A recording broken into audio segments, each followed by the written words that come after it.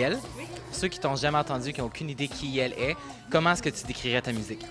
Ma musique, c'est une sorte de pop électronique. C'est vraiment de la pop parce qu'on s'inspire beaucoup de groupes très mainstream comme Madonna, Prince, voilà, des choses qui ont vraiment marqué notre génération. Et puis après, on est aussi des enfants de Daft Punk et on a envie de cette sonorité électronique, de ce côté vraiment très dance floor et très dansant. On a envie de faire danser les gens. Cuisinier avec ton petit sexe entouré de poils rouges, je n'arrive pas à croire que tu puisses croire qu'on veut de toi.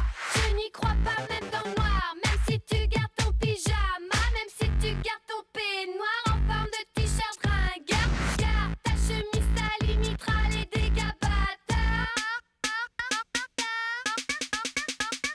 Je veux te voir dans un film pornographique, en action avec ta vie, sans potatoes ou bien frites. En fait, quand on a mis la chanson Je vais te voir sur MySpace, c'était pour la faire écouter aux copains, à la famille. Donc il n'y avait pas on n'avait rien prévu en fait. On s'était dit juste, on commence un groupe, on va voir ce qui va se passer, on va faire écouter ce morceau-là à des gens pour voir quelles sont les réactions. Et on n'imaginait pas du tout qu'il y aurait un gros buzz autour du morceau et que ça démarre, enfin que ça aiderait en tout cas à démarrer une vraie carrière. Tous les garçons en costard, élégants et polis, comme ceux qui sont un poster au-dessus de ton lit depuis des années. Quand te fait rêver, la seule chose que tu vois, tu recherches de l'entourer. Oh yeah! Dans la vie de tous les jours, comment est-ce que être une méga star comme ça t'a affecté?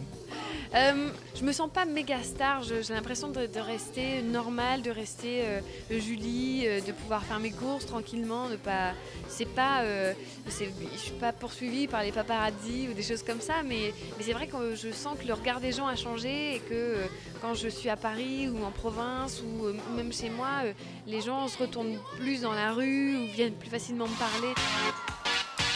Je suis en vie, en mort, la mort, je suis en vie, en mort, la mort, je suis en vie, en mort, la mort, je suis en vie,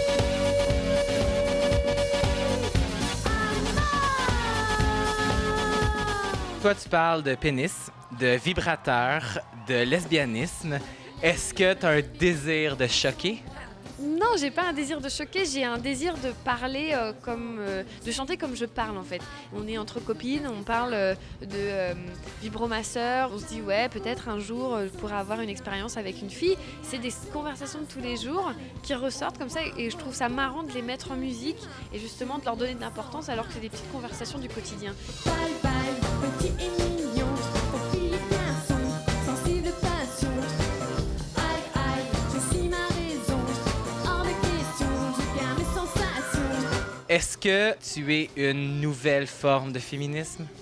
Je sais pas si. Peut-être que c'est une nouvelle forme de féminisme. Mais en fait, c'est pas un féminisme militant dans le sens où je vais descendre dans la rue ou m'insurger au moindre truc et gueuler pour gueuler. Moi, j'ai vraiment. Je pense que nos mamans ont vachement fait pour nous, justement dans les années 60-70, qu'elles se sont battues pour obtenir des droits, qu'il y a encore plein de choses à faire, qu'il y a encore plein d'inégalités entre hommes et femmes et qu'il faut que ça change et que ça évolue. Mais j'ai pas envie d'utiliser ma musique pour militer. Tu es en panne et tu te sens pas. Tu as raison. Ce soir tu as le droit de jouer au mat. Tu es souvent associé à un mouvement électro-fluo qui est très à la mode en ce moment. Est-ce que tu as peur que tout ça puisse arrêter aussi vite que ça a commencé?